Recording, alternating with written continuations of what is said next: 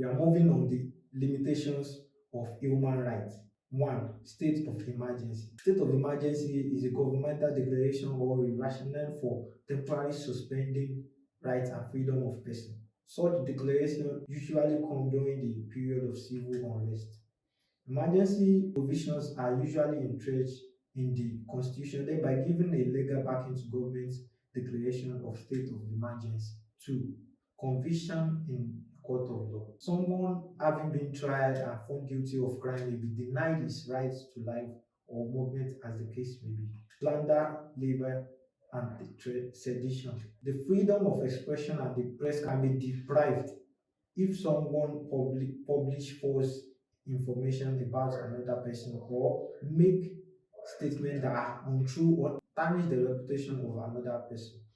Now, such person could be charged for slander and labor respectively. 4. War. In a war situation, human rights and freedoms are temporarily suspended, especially the freedom of movement. Also, conscription, the force to join into the armed force to fight against one wish, and also buildings close to military barracks may be confiscated during war for security reasons, while the owners and occupants are restricted to a safer area. Now, 5. Military regime.